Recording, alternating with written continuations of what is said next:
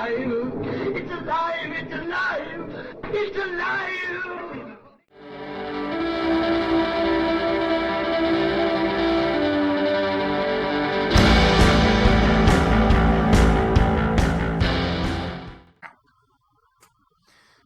Hello and welcome to Alive After Reading. I'm your host, Tim Niederreiter. And with me today is returning guest to the podcast. He's been around. He's been missing for a little bit from the show, but he's whatever.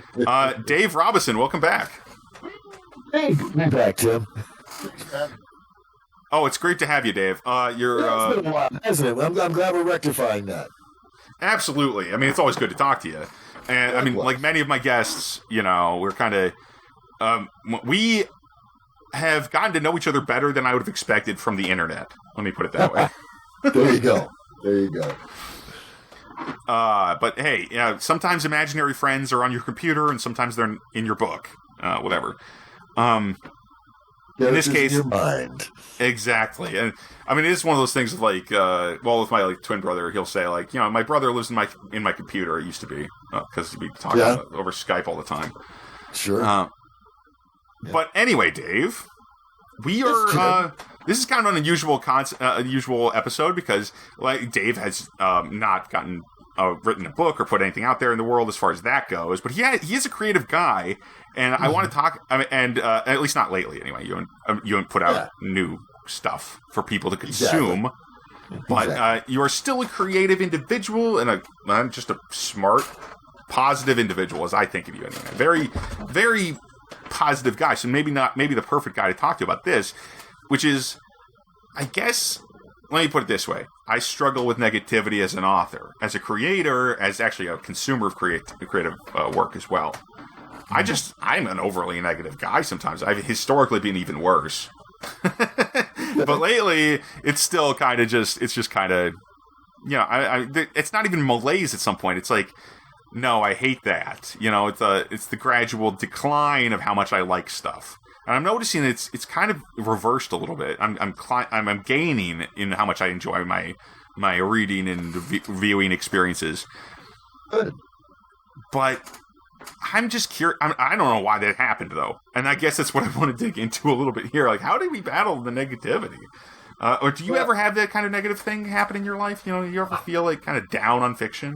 I guess specifically all the time, all the time, and in recent years, after the passing of my wife, I've been dealing with all manner of things, like looking at a book and thinking it's too much. I can't possibly read that entire book. Completely ignoring the fact that I don't have to read the entire book in one sitting.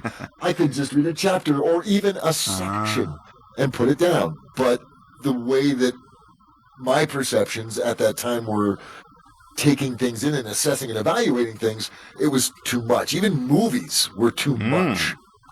So, I absolutely understand how your outlook, your perspective can alter your creative productivity, certainly, but also your creative engagement and how you connect with the stuff that you profess to love, right?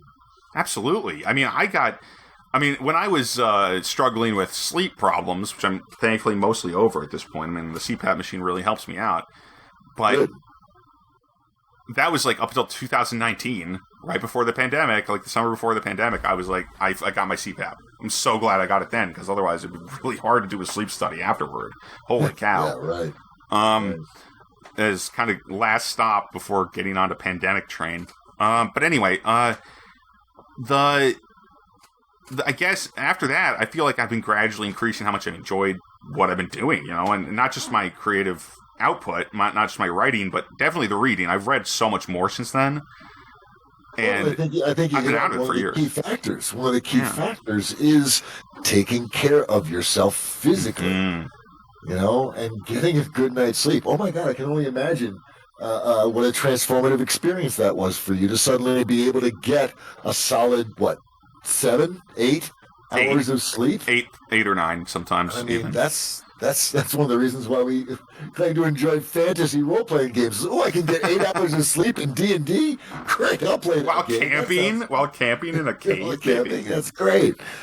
So and giving your body and your brain and your mind a chance to, I don't know, recharge, recalibrate, ground and center, so that when you again go out into the world to consume or enjoy or create, then you're coming at it from a balanced center of your own sense of self, rather than this sort of frantic, unbalanced, uncertain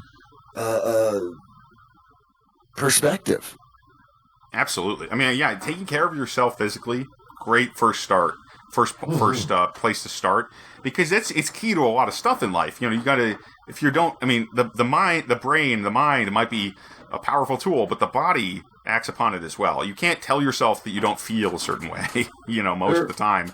Once you feel pain, your head can't just get rid of it.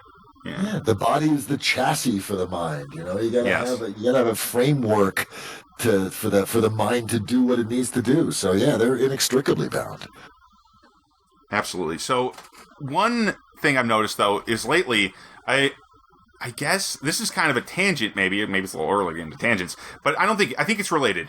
Is I've noticed that it's easier to read stuff, and I think ease of creating and ease of consuming creative work, or fiction, nonfiction, whatever, is actually a big part of why it's enjoyable in some ways. Like if it feels like, oh, this is second nature, I can read a book. It's not why it feels good, but it helps it. Because you're not struggling. You're not saying like this is a chore, this is difficult. When it feels like it just flows, and you're especially in a book. Like if I'm not into if I keep getting kicked out of a book by my own mind, my own head, gosh, I'm not getting anywhere.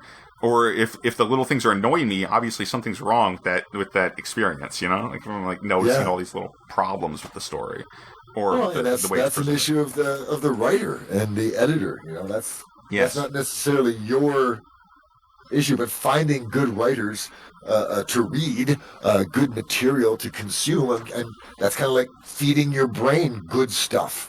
You want to feed your body good, healthy food. You want to feed your brain good, healthy, creative material for your boneyard. Absolutely.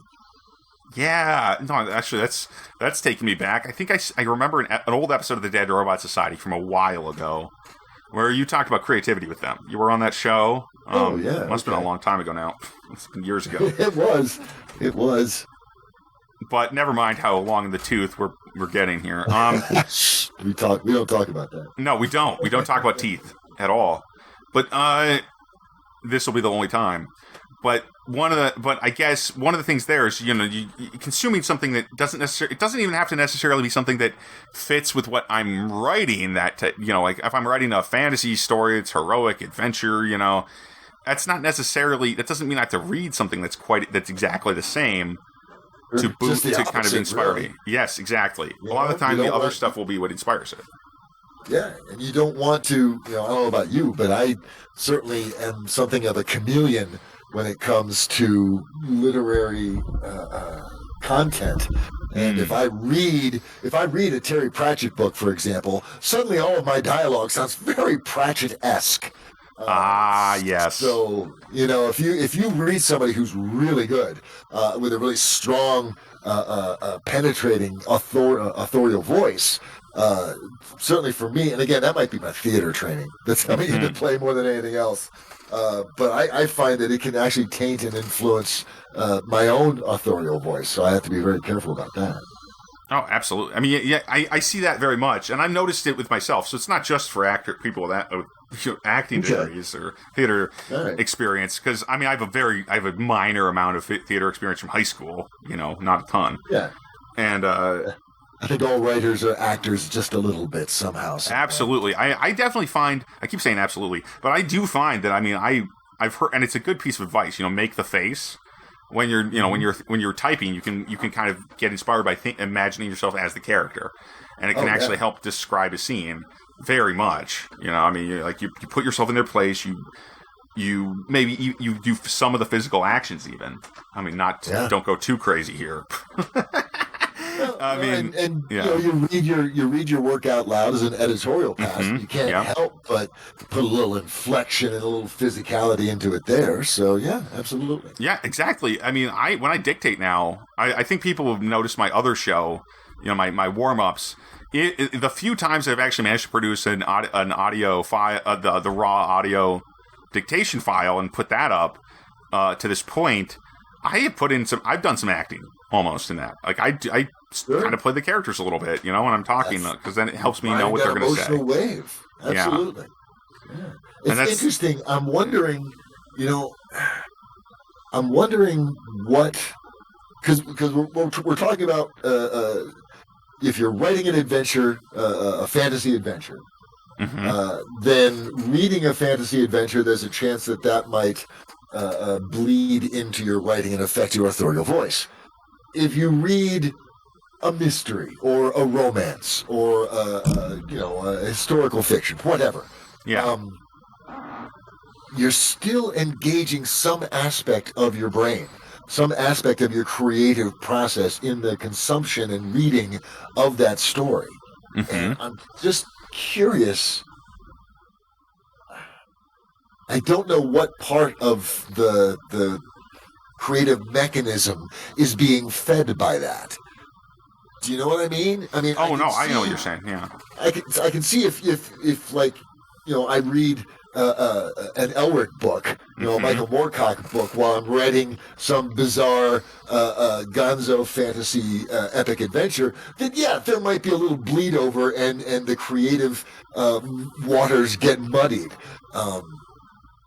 But I don't know what it is that we're engaging, because it still helps, engaging with a romance or a different genre of story. Or like a horror story. Yeah, I actually kind of see that being that you get engaged, and then you're just like, this is how this is different, is a kind of unconscious thought. This is my thing. It works in these ways.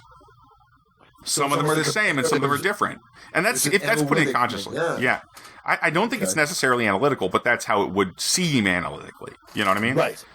And you can take inspiration from elements of, your life, for example, or stories other people tell you sometimes. Like it's weird, actually. I was having lunch with a buddy of mine, a local friend of mine, and he told me a bunch of stories about his time in college. And I'm like, wow, that's wild. I had no idea that was going on. I mean, that you had such a crazy experience, within his senior year, and wow, that's wild. That does sound like something someone would write in a book, And he's a writer too, so it makes sense. He's a writer too, so it makes sense. Like all my friends are writers. I guess it's not a coincidence. Well, they're storytellers. Yeah, storytellers. All my friends are storytellers, but so are most humans, I guess, if you think about it. Yeah, so, that doesn't narrow it down at all. All my friends are people, I guess is easy to say. All your friends are humans. Okay, good. I don't have any robotic friends yet. Well, it's only a matter of time. Artificial intelligence. Yeah, not yet. But but I think that. But even that story, which was like a real a story of this guy's life. Well, I could see including elements of that were some of the elements of that. I could see them influencing what I'm going to do next, kind of thing. And a lot of the time, inspiration, it flashes out of nowhere for me. I mean, it's like it feels like it comes out of nowhere, or I see a something that's kind of cool, like the two trees that kind of their branches intertwine above my head when I walk under them, for example, that kind of thing. Yeah. Well, but the thing is that you need to be prepared to see that. Yes. I mean, that stuff happens to us every day, all the damn time. We're just not paying attention. We're not looking for that kind of inspiration, that kind of symmetry or asymmetry or creative, spark. If you're not looking for it, you're not going to find it. That's very true. So we've kind of found three things. So you got to take care of your physical body, you got to feed your mind, and you've got to want to discover those creative inspirations that will drive you to the keyboard. And that last one's probably the hardest if you're suffering from negativity.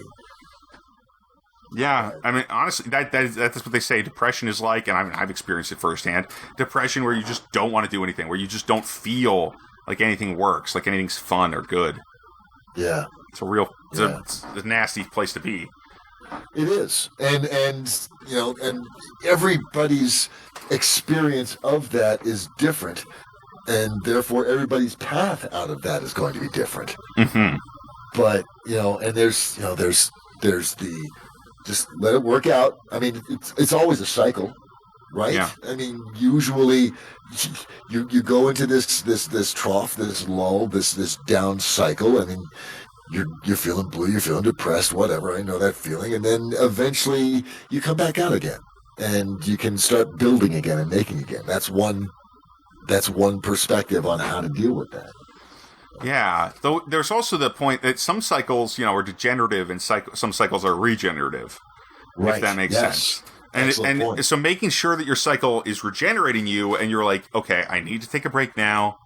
I know I'll come back because of X, Y, and Z. Think about that. I think that's important. Sure. You don't necessarily have to think about it all consciously. I'm not a big advocate for conscious thinking, weirdly.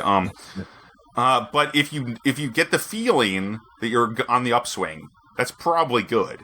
Right? If you feel like you're just spiraling down and down and down, and every time you have worse depression than last time, then you need help. I mean, you might need actual help with your, psychiatric help or clinical help of some kind. Yeah. But if you can spin back up, and it just, it happens. I mean, like project drop is what J. Daniel Sawyer calls it, and it's like after every project, you feel that there's nothing that you can do. That happens to a lot of people. It definitely happens to me. Between projects, I'm just, okay, well, I'm done with that. Okay. It's kind of a creative depression, a slump that happens after completing something. How often goes that way? Yeah. It happens the day after Christmas, too. We all feel that post-Christmas slump. You've been working for Christmas, and then Christmas comes and it goes, and it's like, oh, crap. Now what? Yeah. And we all go into that post-Christmas blues, man. It's the same thing. When you've been moving your brain, moving your body, focusing your attention and to this one objective, and then you achieve that objective. I mean, there's a reason why people call that the greatest curse. May you live to see your dreams come true. And because then what? It's not bliss. It's not happiness. It's you've achieved this mighty goal. Now what? Yeah, that's just the way we are. Exactly, and that's something. I mean, at risk of drawing on an ancient religion or a hokey whatever. It's not hokey, but it is an ancient religion. The Buddha from Buddhism, right? The main guy would say that's just the nature of life. You can't happiness is a kind of unease as well. It always results in uneasiness at the end because it can't last forever. Nothing lasts, so you can't just sit satisfied and comfortable forever in the same position. That's just not possible. It's the same as like you can't just sit in the same chair in the same place. We're not built to do that, physically speaking. Well, and I think you've hit on something very profound there. I think we as humans seek that perpetual, that eternal, that I get this and then everything will be fine. That we're trying to achieve that sameness in our lives.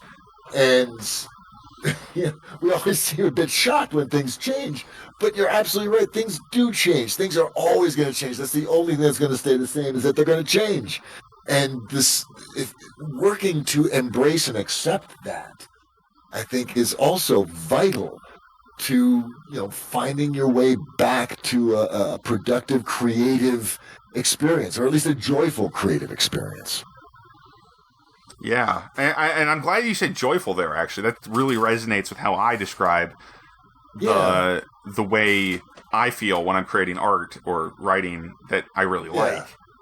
And it's so easy to get wrapped up in productivity and word count and chapters and blah, blah, blah. And it's like, but no, if you're having fun, the rest will take care of itself. That is maybe the best solution. Yeah. If you can have fun creating something, then you can create that thing for a long time. You can put a lot of effort into something as long as it's fun. And that's not even a secret. That's kind of the obvious fact right there. The more it goes to why I think talent is kind of bunk too. Okay. I used to think there was such a thing as aptitudes, right? And maybe there is. Maybe some people are wired a little differently, or like Michael Phelps is weird shaped body that makes him better at swimming, right? That's a thing, sure. But talent of like, no, you're just better at this than me.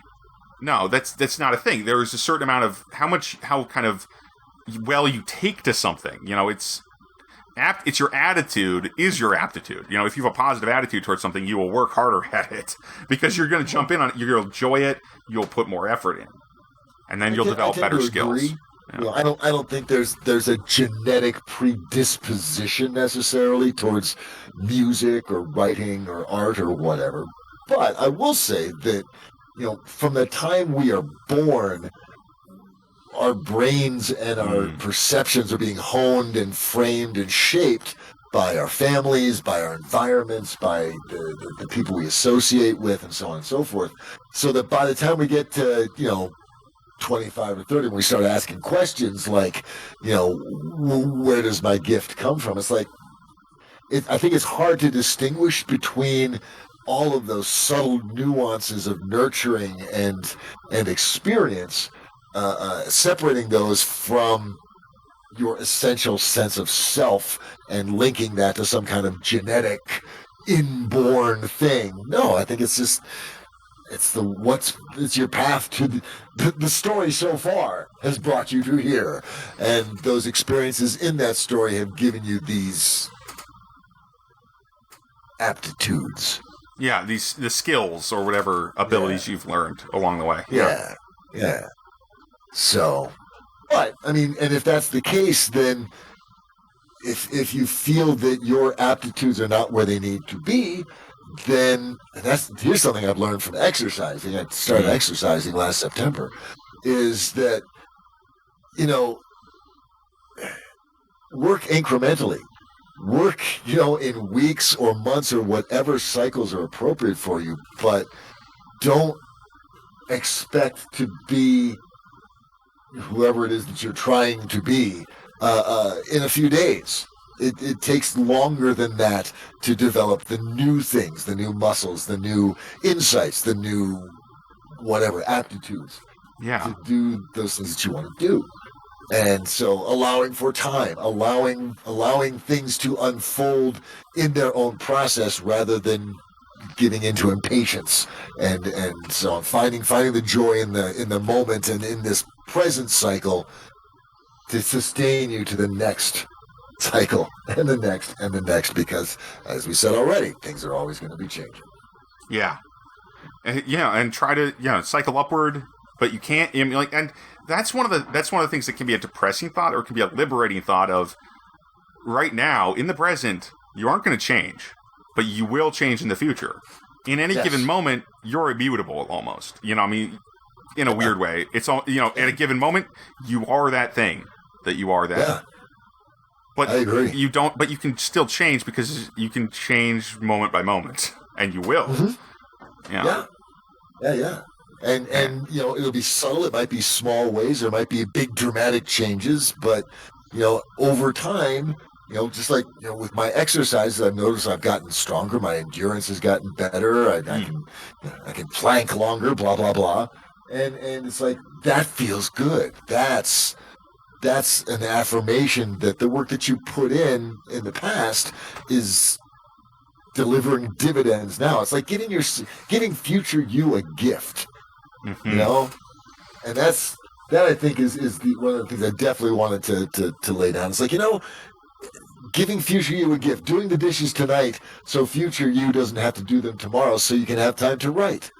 Yeah. Or, you know, or ending your writing in mid-sentence so that you have a bit of an energy. You know, here's a gift for future me to pick this back up and go. You know, being aware of how you can support yourself tangibly. And then, you know, the fact that you're giving yourself a gift, I mean, that's kind of motivation in and of itself, right? Yeah. And the future is your future, your abilities. Everything you have that you have creatively is kind of something you have to wrap up yourself, you know. And it sounds weird if you put it in the Christmas metaphor goes back, you know, like you're giving yourself a present, but you gotta get it and wrap it up and be ready for it. It's got to be only in its time will you be able to unwrap that thing. Exactly. You know. Well, yeah, I don't have much else to add, actually. This is pretty cool, though. Anything else you want to add about creativity and negativity, Dave? I mean, we haven't done much on negativity, but that's fine. We don't need to linger on that crap. That's best beaten down and left behind, if you ask me. Well, and I guess it's, I guess the other thing, I think the most important question any person can ask, but any creative certainly, is why. Yes. Why are you telling this story? Why is this your story to tell? Why are you feeling negative? Why are you responding to this thing in this way?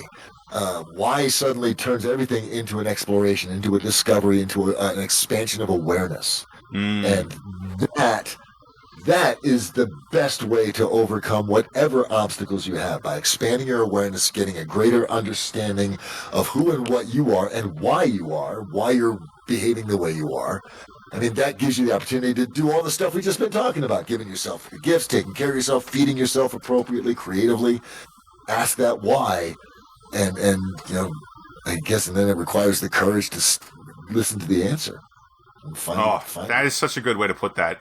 Because you can't, because it's easy to say, like, to come up with a fake answer. That's something I think is a real problem. Like, we were like, no, it has to be this, because I think it's this. Or I hope it's this in a weird way. Even if that's a depressing thought that actually keeps you from doing something, that can be its own kind of anchor and make you more confident that you're like, oh, no, I am bad at this, and I will always be bad at this. Like, that's a bad attitude. Well, that needs to go in the trash. But the way you do that is you listen to the real answer of, I can get better at this, which is almost always the answer. Actually, unless you're, at least for, unless you have a disability in a particular field. Like, I even got better at drawing. I'm awful at drawing still, but also partially because I gave up practicing it for quite a few years. I draw, but when I drew with a pencil, a couple of years of sketching, was much better at it. I've fallen off again since, but hey, that's the thing. Skills also need to be maintained, but that's a different story for another day. Indeed. So, Dave, thank you so much for being on the show. It's been great. My singular pleasure, Tim. Anytime, man. I love these conversations. I think this is important stuff and fun stuff. And it's wonderful to get your perspective and see how it compares to mine, and sort of a collaboration of awareness. It's good stuff. Yeah, definitely. All right, Dave, anything you want to plug or anything you got out there that you want to talk about quick before we go? Well, I can tell you that if you're looking for a voice actor to voice your book, your audio play, your corporate video, or what have you, may I recommend going out to www.butterymanvoice.com, all one word. That's my professional VO site. Ways to contact me, listen to my demo reels. Let's tell some stories together. Yes, and if you've been listening at all and your ears aren't clogged up, or what Dave sounds like, so go check that out. You probably do want him to record something for you. I'm saying that because I wish I could afford it, man. I don't have any money, but I would have you read my audiobooks in a heartbeat. It's great. That'd be awesome. All right. Thanks for listening, everybody. Thanks once again, Dave. Talk to you soon. I'm on vacation right now, but I'll be back, and there will be another episode on time, as usual, because that's what you rely on this show, I guess, for, is conversations with the writers and other creative folk all the time, every Sunday, right here on A Live After Reading. Thanks for listening, everybody. You can find my books at timniederreiter.com/books or on Amazon.com, and there's a bunch of other places you can get the print versions online. Thanks for listening. Have a good one.